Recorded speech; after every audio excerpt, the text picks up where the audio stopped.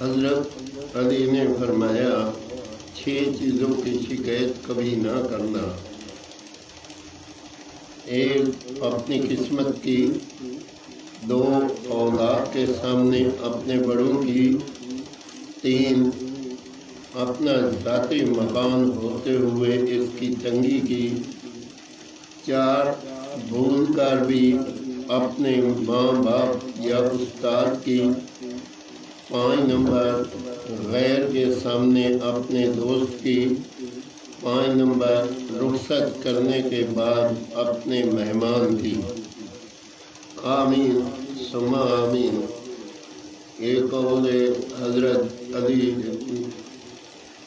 رضی اللہ تعالی عنہ نے فرمایا۔ دین کی بات صدقہ جاریہ ہے۔